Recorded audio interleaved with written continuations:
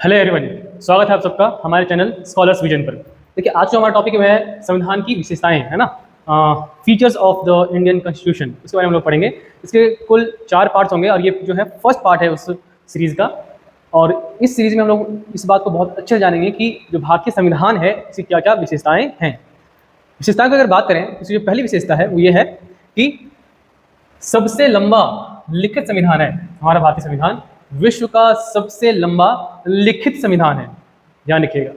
अच्छा, लिखित संविधान जो होता है क्या है कि बहुत लोग कंफ्यूज करते हैं कि लिखित मतलब सब कुछ लिखा हुआ होगा और अलिखित संविधान मतलब जो कहीं कुछ लिखा ही नहीं होगा। तो ऐसा नहीं है, लिखित में भी चीज़ें लिखी होती हैं और अलिखित में भी चीज़ें लिखी ही होती हैं। कुछ बेसिक अंतर होता है और उसके लिए मैं फिर एक अलग सेपरेट वीडियो बना दूंगा कि रिटन कॉन्स्टिट्यूशन और अनरिटन कॉन्स्टिट्यूशन, लिखित संविधान और अलिखित संविधान में क्या अंतर होते हैं। बट ये समझिए कि सिर्फ लिखने का अंतर नहीं होता है। ऐसा नहीं है कि जो अलिखित संविधान है उसमें कुछ चीज़ें लिखी होती ही नहीं है, ऐसा बिल्कुल नहीं है। इसी के लिए एक टर्म वो यूज़ किया जाता है, कोडिफाइड एंड अनकोडिफाइड। तो उसके बारे में हम लोग कभी अगले वीडियो में पढ़ेंगे कि लिखित संविधान और अलिखित संविधान में क्या अंतर है। बट ये समझिए कि भारतीय संविधान विश्व का सबसे बड़ा लिखित संविधान है, ठीक है।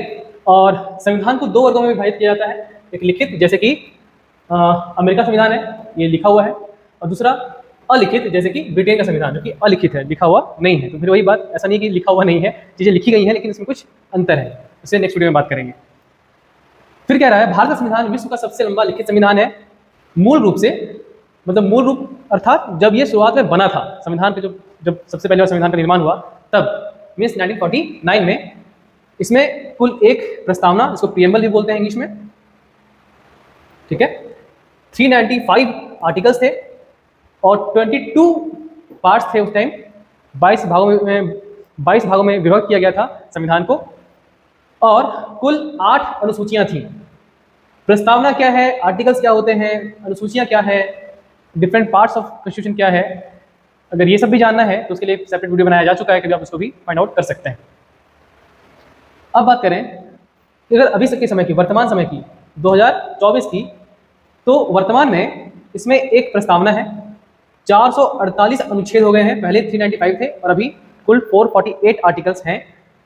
पहले जो पार्ट था कॉन्स्टिट्यूशन का वो 22 पार्ट था, अभी जो है 25 पार्ट में इसको डिवाइड किया गया है और कुल 12 अनुसूचियां अभी हैं। 12th शेड्यूल है हमारे इंडियन कॉन्स्टिट्यूशन में।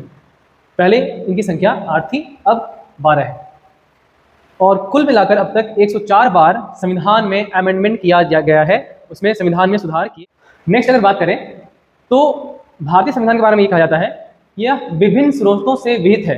दैट मीन्स जो भारतीय संविधान में जो भी चीज़ें ली गई हैं वह अलग अलग स्रोतों से ली गई है, मीन्स उसके सोर्स अलग अलग हैं। कई बार इल्ज़ाम यहाँ तक लगाया जाता है भारतीय संविधान में कुछ भी भारत का है ही नहीं, वो अलग अलग देशों का जो कॉन्स्टिट्यूशन है उसका कॉपी पेस्ट किया गया है। जैसे मौलिक अधिकार और राज्य के जो नीति निर्देशक सिद्धांत हैं DPSP, उनके बारे में कहा जाता है कि जो मौलिक अधिकार हैं, फंडामेंटल राइट्स, वो कहाँ से लिए गए हैं, अमेरिका के संविधान से।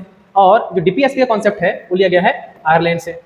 इसके अलावा भारतीय संविधान के अगर राजनीतिक भाग की बात करें, ठीक है, इसमें संघीय सरकार का सिद्धांत है और कार्यपालिका और विधायिका के बीच का संबंध है, तो उसका अधिकांश हिस्सा कहाँ से लिया गया है, ब्रिटेन से, ठीक है। ये अच्छा, ये संघीय सरकार का सिद्धांत क्या कहता है ये भी हम लोग अभी समझेंगे। पहले ये समझ लेते हैं कि आखिर ये लिया कहाँ से गया है, कार्यपालिका और विधायिका के बीच का जो संबंध है वो कैसा होगा, ये भी चीज़ें कहाँ से ली गई हैं, ब्रिटेन से। इसके अलावा संविधान के जो अन्य प्रावधान है जैसे कनाडा, ऑस्ट्रेलिया, जर्मनी, USSR, जिसको आप रशिया कहते हैं, रूस कहते हैं, फ्रांस, दक्षिण अफ्रीका, जापान आदि के देश संविधानों से भी लिए गए हैं। यहाँ ये बात बताई जा रही है कि भारतीय संविधान जो है ना, उसका सोर्स कोई एक कंट्री नहीं है, अलग अलग देशों के संविधान से अलग अलग चीज़ें, अलग अलग विशेषताएं जो है वो ली गई हैं। और इसलिए कहा जाता है कि भारतीय संविधान जो है वो विभिन्न देशों के जो संविधान है उसका फोटो कॉपी है ना, उसका कॉपी पेस्ट किया हुआ है। बट ऐसा बिल्कुल नहीं है। क्यों नहीं है? क्योंकि हम लोग उस मार्ग पे चलते हैं कि अगर किसी से कुछ अच्छा मिल सके तो अपना लीजिए। और हम लोगों ने किसी संविधान में कुछ अच्छी चीज़ें हैं उसको हम लोगों ने अपनाया, और हमने सीधा सीधा नहीं अपनाया। अगर किसी के संविधान में कुछ कमियां हैं तो उन कमियों को हटाकर अपने तरीके से संविधान को मॉडिफाई करके उसके बाद अपनाया गया है। समझ रहे हैं?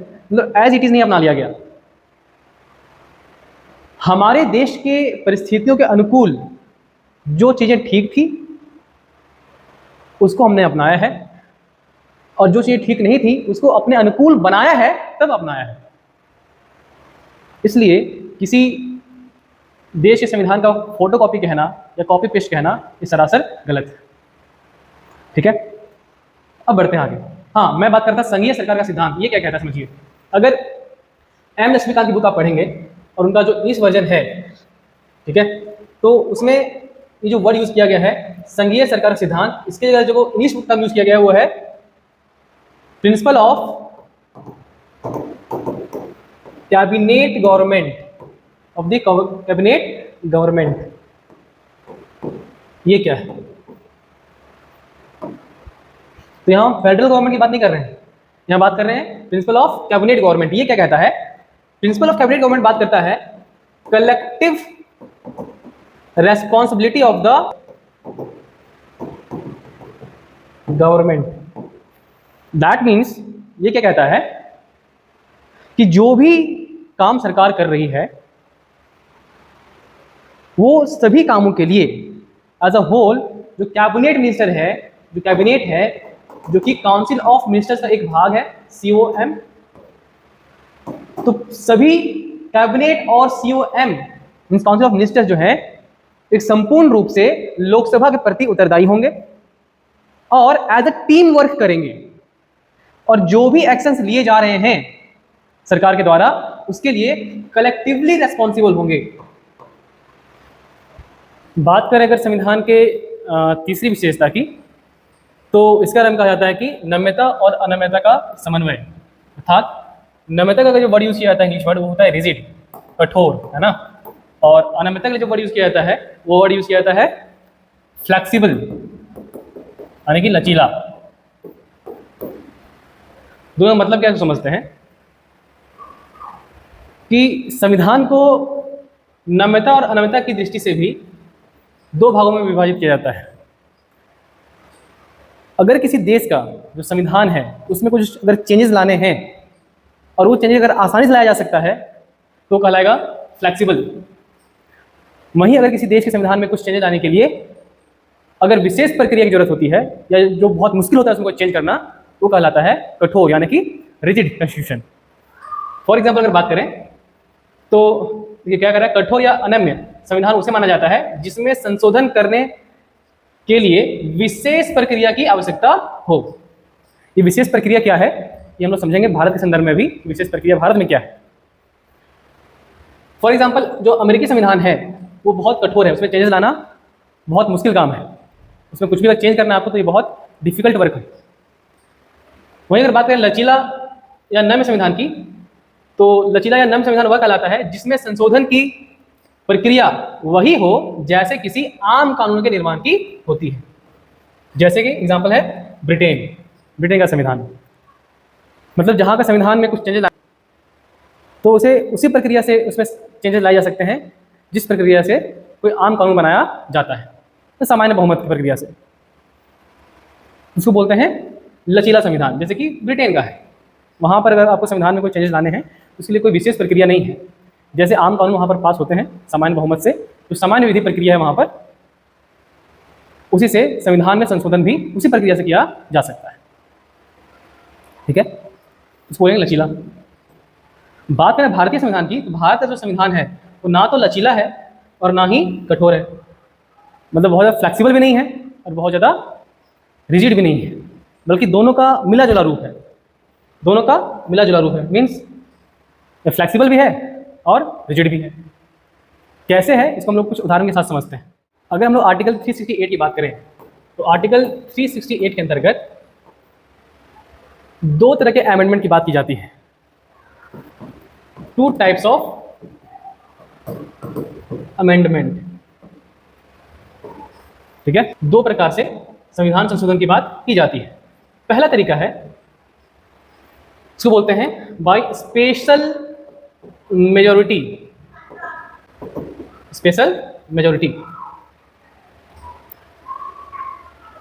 दूसरा जो तरीका है वो है special majority plus half of the states. ये समझिए क्या है। मतलब आर्टिकल 368 जो है हमारे संविधान का, वो दो प्रकार के संविधान संशोधन की बात करता है। पहला कौन सा है? Special majority. इसमें होता क्या है? कहता है कि इसके अंतर्गत अगर कोई आपको चेंजेस लाने हैं संविधान में, तो ये क्या कहता है कि कुछ प्रावधान ऐसे हैं संविधान में, कुछ प्रोविजंस ऐसे हैं जिसमें चेंज लाने के लिए आपको स्पेशल मेजोरिटी से उस बिल को पास करना पड़ेगा, तभी संविधान में कुछ चेंज लाए जा सकते हैं।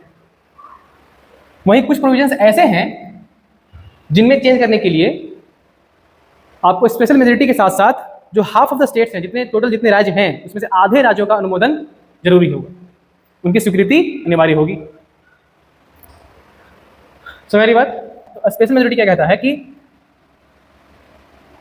दोनों सदनों में, एक हो गया आपका लोकसभा, एक हो गया आपका राज्यसभा, दोनों सदनों के कम से कम टोटल मेंबरशिप का हाफ, दोनों सदनों के टोटल मेंबरशिप का टोटल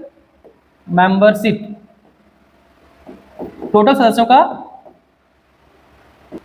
का 50% से ज़्यादा इतने लोग प्रेजेंट होने चाहिए, पहले क्राइटेरिया। और यदि टोटल मेंबरशिप का 50% से अधिक प्रेजेंट हैं तो उन जितने लोग प्रेजेंट हैं जो वोटिंग कर रहे हैं उनका 2/3 मेजोरिटी का सपोर्ट होना जरूरी है, तभी वो बिल पास हो पाएगा, वो एक्ट बन पाएगा, तब वो लोकसभा से पास हो पाएगा। सेम प्रोसेस यहाँ पर भी है। क्या? जितने मेंबर हैं टोटल मेंबरशिप का मोर देन 50% प्लस जितने प्रेजेंट है, जितने वोटिंग कर रहे हैं उनका 2/3 मेजोरिटी, ये अनिवार्य है। दैट मीन्स स्पेशल मेजोरिटी के अंतर्गत आप ये कह सकते हैं, इसको और अच्छे से समझिए एग्जाम्पल देकर के। देखिए, मान लिया कि लोकसभा में टोटल मेंबर्स है 500 सेट, मैक्सिमम 552 हो सकते हैं, अभी 543 हैं, बट ज़्यादा आसान से समझने के लिए मैं कह रहा हूँ कि टोटल नंबर्स है, रिलेटिवली टोटल मेंबर हैं 500। तो पहला क्राइटेरिया क्या कह रहा है? पहला कह रहा है कि मोर देन 50% टोटल मेंबरशिप का, तो टोटल मेंबरशिप का 50% कितना होगा? 250 से ज़्यादा होना चाहिए, मोर देन 250 होना चाहिए। मान लें कि यहाँ पर 300 लोग प्रेजेंट हैं, ठीक है, किसी बिल पर वोटिंग करने के लिए, तो 300 लोग प्रेजेंट हैं, तो पहला क्राइटेरिया जो है मेरा पूरा हो गया कि मोर देन 50% टोटल मेंबरशिप का, तो टोटल मेंबरशिप का 50% से ज़्यादा है, पहला क्राइटेरिया पास। दूसरा ये कहता है कि जितने लोग प्रेजेंट हैं और जो वोटिंग कर रहे हैं उनका 2/3 एटलीस्ट, उनका 2/3 मेजोरिटी से पास होना चाहिए। तो 2/3 मेजोरिटी, तो 2/3 कितना हो जाएगा? 200। तो 300 लोग प्रेजेंट हैं और उसमें से कम 200 लोग जो हैं उनकी इस बिल पर सहमति होनी चाहिए, तो ये कहलाता है स्पेशल मेजोरिटी। आई होप कि आपको स्पेशल मेजोरिटी समझ में आ गई होगी अच्छे से, ठीक है। अब अगर बात करें तो ये है पहला प्रावधान। कुछ प्रावधान ऐसे हैं जिसमें स्पेशल मेजोरिटी तो चाहिए ही चाहिए, जैसे कि इसमें था। इसके अलावा हाफ ऑफ द स्टेट, जो टोटल नंबर ऑफ स्टेट्स हैं उसमें से आधे राज्यों की सहमति भी चाहिए, उनका भी अनुमोदन चाहिए, तभी खास बिल जो है वो एक्ट बन पाएगा या उस संविधान में कुछ संशोधन किए जा सकते हैं कुछ प्रावधानों को लेकर के, ठीक है। और इसका बहुत अच्छा एग्जाम्पल आपका जीएसटी बिल, जो जीएसटी बिल पास हुआ उसमें स्पेशल मेजोरिटी से दोनों सदनों में पास कराया जा चुका था, बट मामला अटक रहा था कहाँ पर? हाफ ऑफ द स्टेट्स में, आधे राज्य जिसके लिए सहमत बहुत मुश्किल से हो रहे थे। अब देखिए, तो अभी हम लोगों ने जाना कि आर्टिकल 368 के अंतर्गत 2 टाइप्स ऑफ अमेंडमेंट की व्यवस्था की गई है, जिसमें एक है स्पेशल मेजोरिटी और दूसरा है special majority plus half of the state से कंसेंट। तो ये व्यवस्था ये बताता है कि हमारा संविधान का क्या है, ये व्यवस्था ये बताती है कि हमारा संविधान बहुत रिजिड है, special majority plus half of the states. इससे ये पता चलता है कि संविधान बहुत रिजिड है, कठोर है। इसके अलावा संविधान के कुछ प्रावधान ऐसे भी हैं जिनको संसद की आम विधि प्रक्रिया के तहत सामान्य बहुमत के द्वारा पास कराया जा सकता है, उसमें संशोधन किए जा सकते हैं, समझ रहे? तो इस तरीके से हमारा संविधान क्या है? फ्लेक्सिबल भी है, क्योंकि इसमें क्या चाहिए? कुछ प्रावधान ऐसे हैं जिनमें संशोधन करने के लिए सामान्य बहुमत की मांग होती है, सामान्य बहुमत की जरूरत होती है, और इस प्रकार से हमारा जो संविधान है वो फ्लेक्सिबल भी है और रिजिड भी है। ठीक है, बढ़ते हैं अगली विशेषता। आज की कहानी है एक ऐसे शख्स के बारे में, एक ऐसी शख्सियत के बारे में जिन्हें जानकर एक बार आपके मन में जरूर आएगा, वाह इंसान हो तो कुछ ऐसा, जिन्होंने ये बताया कि हार जो है वो बस कुछ पल की बाधा होती है, वो जीवन का अंत नहीं होता है। मैं बात कर रहा हूँ एक ऐसे इंसान की जिनका जन्म 1809 में अमेरिका के एक बहुत ही गरीब परिवार में हुआ।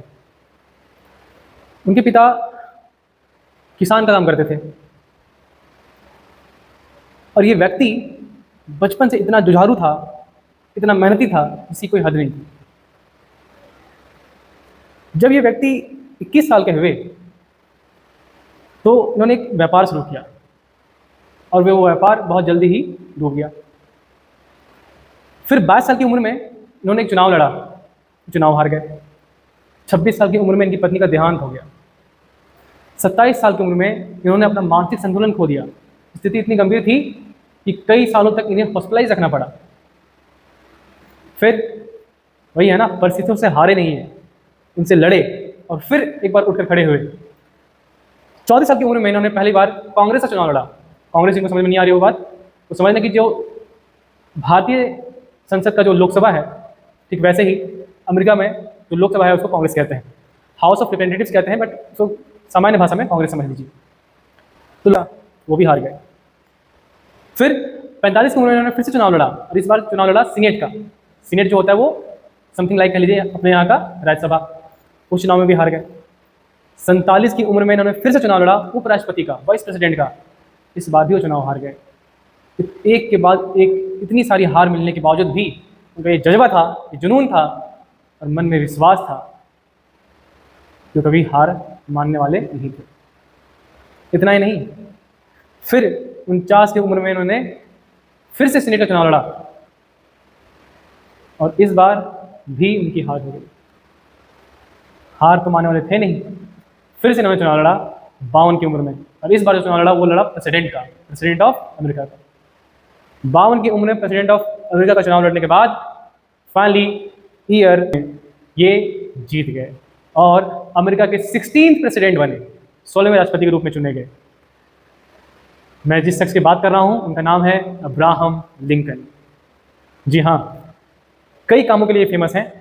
जब ये प्रेसिडेंट बने उसी दौरान अमेरिका में सिविल वॉर चल रहा था। इन्होंने बहुत सूझबूझ के साथ उस सिविल वॉर को खत्म कर दिया। इन्होंने एबोलिशन ऑफ स्लेवरी, जो दास प्रथा थी, तो अमेरिका में दास प्रथा को खत्म करने का सबसे बड़ा श्रेय जाता है अब्राहम लिंकन को। दोस्तों, अब्राहम लिंकन की जो हमारी ये कहानी है, ये बताती है कि जो हार है वो बस कुछ पल की बाधा है, वो जीवन का अंत नहीं है। सोचिए, एक के बाद एक कितने सारे हार आए इनके लाइफ में, लेकिन फिर भी ये कभी हार नहीं माने और अंततः इनकी जिद की जीत हुई। यही होता है दोस्तों, हम में से हर किसी के जीवन में कुछ ऐसी घटना घटती है, लगता है जीवन अब समाप्त हो गया, जीवन में कुछ करने योग्य रहा नहीं। लेकिन दोस्तों, इससे नाराज़ नहीं होना है, क्योंकि ध्यान रखिएगा, जब तक हिम्मत है, जब तक साहस है, तब तक आप जीवित हैं। मन के जीते जीत है, मन के हारे हार। जब तक आप मन से नहीं हार गए तब तक आपकी जीत पक्की है। इसलिए चाहे कुछ भी हो जाए, जिस काम में भी आप लगे हों, उसे पूरे मन से, पूरे लगन से कीजिए और विश्वास रखिए कि आज नहीं तो कल जीत आपकी होगी। इसी शुभकामना के साथ मिलते हैं हम लोग नेक्स्ट वीडियो में। जय हिंद, जय भारत।